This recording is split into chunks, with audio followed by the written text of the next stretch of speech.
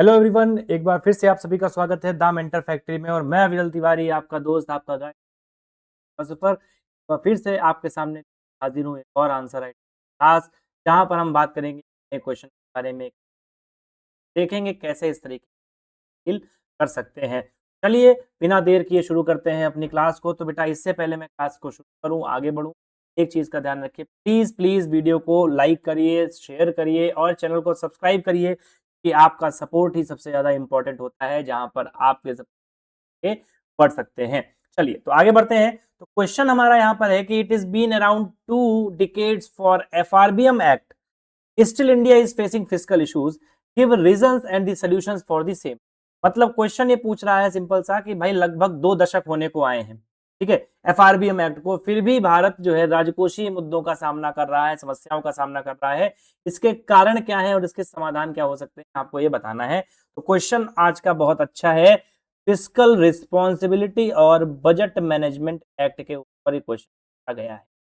तो जिन लोगों को नहीं पता है उनको मैं बता दूं, तो fiscal responsibility and budget management act 2003 में लाया गया था, ताकि फिस्कल डिसिप्लिन को मेंटेन किया जा सके। जो गवर्नमेंट पे एक्सटर्नल बर्डन क्रिएट किया जा रहा है या क्रिएट हो चुका है due to various policies, various different different issues, तो उनको भी कहीं ना कहीं सही किया जा सके और उनको मैनेज करके एक पर्टिकुलर कंट्रोल्ड अमाउंट में लाया जा सके।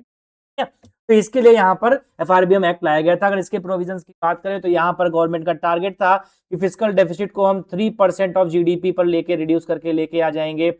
उसके अलावा हम जो गवर्नमेंट का डेप्ट है उसको ओवरऑल कंसोलिडेटेड डेप्ट जो आपका है, डेप्ट टू जीडीपी रेशियो में, वो 60% के आसपास रखेंगे। और उसके अलावा 3 टाइप की आपको यहाँ पर रिपोर्ट पब्लिश करनी होगी, ठीक है, जिसमें आपका medium macro economic stability report रहेगी, मैक्रो इकोनॉमिक स्टेबिलिटी रिपोर्ट रहेगी। दूसरा आपका यहाँ पर मीडियम टर्म फिस्कल रिपोर्ट रहने वाली थी, मीडियम टर्म फिस्कल रिपोर्ट रहने वाली थी। और तीसरा था fiscal policy strategy statement, fiscal policy strategy statement. तो बेसिकली ये 3 तरीके की मेजर आपके पास क्या रहने वाली थी, यहाँ पर पॉलिसीज, ये रिपोर्ट्स रहने वाली थी जो पब्लिश करनी। ये सारा खेल किया गया था। 3% ऑफ जीडीपी की बात करें तो 2021 तक इसको अचीव करना था आफ्टर अमेंडमेंट इन 2018 में दोबारा से अमेंडमेंट जब हुआ था एफआरबीएम एक्ट का, तब 3% ऑफ जीडीपी को अचीव करना था 2021 में।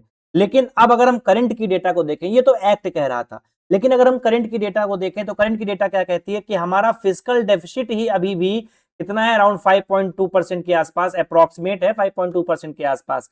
अगर हम यहाँ पर डेप्ट की बात करें तो डेप्ट को यहाँ पर 60% रखा गया था, जिसमें 60% में 40% सेंटर और 20% स्टेट्स का कंट्रीब्यूशन होना था। लेकिन ये भी आपका अराउंड 81 पॉइंट समथिंग परसेंट है, 81.67% के आसपास है। इसमें आपका सेंटर का 51% के आसपास है, बाकी सारा जो है आपका स्टेट का है। तो मतलब यहां पर अगर आप देखोगे तो ये लिमिट भी एक्सीड होती हुई दिखाई दे रही है। तो अब क्वेश्चन ये पूछ रहा है कि आखिर वो क्या कारण है कि 20 साल होने के बावजूद भी हम इसको मैनेज नहीं कर पाए हैं। जो हमारी रिस्पॉन्सिबिलिटी थी, फिजिकल रिस्पॉन्सिबिलिटी, उसको भी हम प्रॉपर तरीके से कह सकते हैं कि इंप्लीमेंट नहीं कर पाए।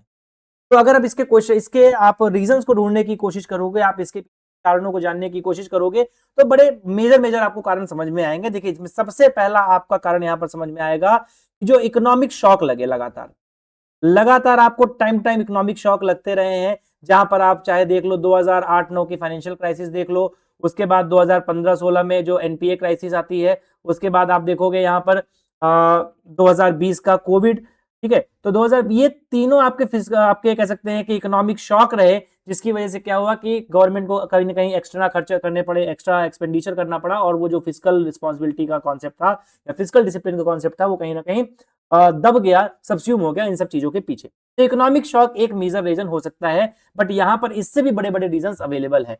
इकोनॉमिक शॉक के बाद यहाँ पर दूसरी चीज जो सबसे बड़ी दिक्कत करती है वो ये करती है कि यहाँ पर देखो जो टारगेट है वो बड़ा रिजिड टारगेट है।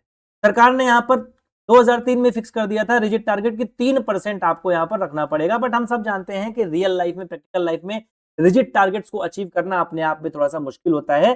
तो एक यहाँ पर चैलेंज आपका ये भी आता है कि रिजिड टारगेट में क्या होता है, वो जब काउंटर साइक्लिकल फिस्कल पॉलिसीज को अप्लाई करने जाते हैं, इंप्लीमेंट करने जाते हैं, जब भी यहाँ पर वो काउंटर साइकिल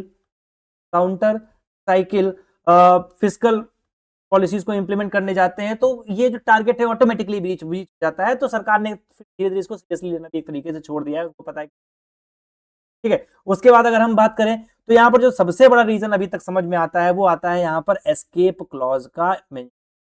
बेसिकली क्या है एस्केप क्लॉज, क्या था? तो एस्केप क्लॉज ये था कि एफआरबीएम एक्ट का जो टारगेट था उसको तब ब्रीच किया जा सकता था जब कोई स्पेसिफिक, जैसे आपका नेशनल वॉर की कंडीशन, कोई पेंडेमिक आ जाए, कोई एपिडेमिक आ जाए, कोई डिजास्टर आ जाए, उस कंडीशन में आप एस्केप क्लॉज का यूज करते हुए इस टारगेट से डेविएट हो सकते हो। अब सरकार क्या करती है, फ्रीक्वेंट यूज करने लग गई है इसको। जब भी सरकार को लगता है एक्स्ट्रा खर्चा करना है वो फ्रीक्वेंट कर देती है, एस्केप क्लॉज को बढ़ा देती है। एस्केप क्लॉज को आगे करके वो अपने टारगेट से बच जाती है कि हाँ ठीक है कोई बात नहीं पाया तो एस्केप क्लॉज है हमारे पास, उसको यूज कर लेंगे, अपना बच के हमें प्रॉब्लम नहीं होगी। तो जो ये प्रॉब्लम यहाँ पर आ रही है एस्केप क्लॉज की वजह से, वो कहीं ना कहीं सरकार की नॉन सीरियसनेस को भी दर्शाता है, कहीं ना कहीं पॉलिटिकल विलिंगनेस को भी दर्शाता है। ठीक है। उसके अलावा अगर हम बात करें तो अगर और रीजंस की बात करें तो कहीं ना कहीं सरकार का जो एक्सेसिव एक्सेसिव फ्रीबी कल्चर है वो इसके पीछे का एक रीजन हो सकता है कि आप एक्सेसिव फ्रीबी कल्चर में आप 10,000 रुपए बांट रहे हो, किसी को 5,000 बांट रहे हो, किसी को 2100 बांट रहे हो, तो अलग अलग तरीके की जो स्कीम्स आ रही है, फ्री कल्चर आ रहा है, उसकी वजह से भी सरकार पर एक्स्ट्रा प्रेशर पड़ता है। एक्स्ट्रा प्रेशर पड़ने की वजह से क्या होता है, प्रॉब्लम्स आती हैं और इस वजह से सरकार के जो टारगेट है वो अचीव नहीं हो पा रहे हैं। इसके अलावा अगर बात करें तो एक चैलेंज ये भी आता है जिसमें सीएजी की ऑडिट रिपोर्ट में निकल के आया कि ट्रांसपेरेंसी की प्रॉब्लम है और डेटा कंसिस्टेंसी की प्रॉब्लम है। अभी रिसेंट में सीएजी की रिपोर्ट के अकॉर्डिंग सरकार का जो डेटा आपका 2022-23 में दिया गया था बजट एस्टिमेट्स के थ्रू, और उसके बाद जो आपका डेटा आया उसमें कहीं ना कहीं डिस्क्रिपेंसी दिखी, कहीं ना कहीं प्रॉब्लम दिखी। तो इस वजह से भी कहीं ना कहीं क्वेश्चन उठता है कि ट्रांसपेरेंसी में भी दिक्कत है, डेटा कंसिस्टेंसी में प्रॉब्लम है, इस वजह से टारगेट्स को अचीव करने में प्रॉब्लम हो रही है क्योंकि हमें प्रॉपर डेटा का अवेलेबिलिटी नहीं हो पाती। ठीक है।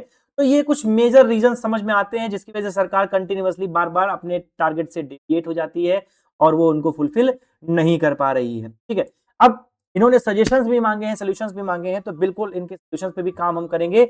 अगर हम बात करें सॉल्यूशंस की तो इनके सॉल्यूशंस में सबसे इंपॉर्टेंट जो सॉल्यूशन आपको यहाँ पर देखने को मिलेगा वो सॉल्यूशन यहाँ पर क्या है कि सरकार रिजिड टारगेट्स को थोड़ा सा फ्लेक्सिबल कर दे और फ्लेक्सिबल टारगेट्स को यहाँ पर यूज करे, फ्लेक्सिबल टारगेट्स को यूज करे अकॉर्डिंग टू द सिचुएशन को, अकॉर्डिंग टू दी सिचुएशन, जो भी सिचुएशन आ रही है उस सिचुएशन के अकॉर्डिंग टारगेट को फिक्स करके उसको अचीव करे और धीरे धीरे रिड्यूस करने की कोशिश करे तो बेटर तरीके से काम हो पाएगा। ठीक है। उसके बाद अगर हम बात करें तो दूसरा आपका यहाँ पर जो सोल्यूशन समझ में आता है वो ये आता है कि अगर सरकार चाहती है कि हम अपने टारगेट से बहुत ज्यादा डेविएट ना हो तो जो एस्केप क्लॉज है उसको थोड़ा ऑब्जेक्टिफाई करें। एस्केप क्लॉज को हमें यहाँ पर क्या करना है, तो एस्केप क्लॉज को हम यहाँ पर बेसिकली ऑब्जेक्टिव बनाना है। देखिए अभी क्या है, सब्जेक्टिव है, बहुत एम्बिगुअस है, हम कोई भी चीज अपनी तरफ से रैंडम यूज करके उसको बना लेते हैं तो वो प्रॉब्लमेटिक हो जाती है। इसीलिए बेटर है कि उसको ऑब्जेक्टिव बना दो कि ये स्पेसिफिक कंडीशंस होंगी तो हम इसको एस्केप क्लॉज को डील करेंगे, उसको यूज करेंगे। और इसके अलावा यहाँ पर एक चीज और ध्यान देने वाली है कि हम एस्केप क्लॉज को यूज करने के बाद भी सर्टेन लिमिटेशंस या कंडीशन पर यूज कर सकते हैं, सर्टेन कंडीशंस या लिमिटेशंस को यूज कर सकते हैं। उसके अलावा अगर हम बात करें तो यहां पर सरकार को जो बोरोइंग्स कर रही है वो रीजनेबल बोरोइंग्स करनी चाहिए और रीजनेबल बोरोइंग्स के साथ साथ सरकार का फोकस होना चाहिए रीजनेबल बोरोइंग्स के साथ सरकार का जो फोकस है वो आपका कैपिटल एक्सपेंडिचर पर होना चाहिए मेजरली, ना कि आपका रेवेन्यू एक्सपेंडिचर। तो अब इससे क्या होगा, तो कैपिटल एक्सपेंडिचर से क्या होगा कि जो आज आपको प्रॉब्लम दिख रही है वो आगे चल के लॉन्ग टर्म में फुलफिल कर देंगी। वो जो आपका एसेट मेकिंग होगा उससे जो अर्निंग होगी कहीं ना कहीं आपके जो भी इधर की प्रॉब्लम्स है उनको सबको सॉल्व कर देगी, है ना। तो रीजनेबल बोरिंग होनी चाहिए, मेजरली कैपिटल एक्सपेंडिचर होना चाहिए, तो इस तरीके से आप काम कर सकते हैं। उसके अलावा यहाँ पर जो एनके सिंह कमेटी थी, एनके सिंह कमेटी जो बनाई गई थी, उस एनके सिंह कमेटी की रिकमेंडेशंस को भी यहाँ पर अप्लाई किया जा सकता है, यानी कि इसकी रिकमेंडेशंस को भी हम इंप्लीमेंट कर सकते हैं। ठीक है। तो एनके सिंह कमेटी की रिकमेंडेशंस को भी इंप्लीमेंट करना चाहिए, जैसे कि इन्होंने एक रिकमेंडेशन दिया कि सरकार को फिस्कल काउंसिल बनानी चाहिए, फिस्कल काउंसिल बनानी चाहिए जिसमें सेंटर स्टेट मिलकर इस दिशा में काम करने की करें। ठीक है। इसके अलावा कोशिश करनी चाहिए कि जो सेंटर और स्टेट के बीच में टसल चलता रहता है उसको भी रिड्यूस करने की कोशिश करनी चाहिए। सरकार को यहाँ पर एनके सिंह साहब ने एक और रिकमेंडेशन दी कि आप अपने टारगेट्स को थोड़ा सा डिवॉल्व करिए और यहाँ पर फाइनेंस कमीशन से पूछिए कि हम कैसे टैक्स को कैसे हम यहाँ पर डेफिसिट को रिड्यूस कर सकते हैं। फाइनेंस कमीशन की रिकमेंडेशंस को यहाँ पर मानिए, स्टेट्स पर रीजनेबल रिस्ट्रिक्शंस लगाइए ताकि आप अपनी जरूरत को फुलफिल कर सके। और जब हम ये सारा कुछ करेंगे तो बेटर तरीके से हम क्या करेंगे, बेटर तरीके से हम फिस्कल रिस्पॉन्सिबिलिटी मेंटेन कर पाएंगे और जो हमारे टारगेट्स हैं।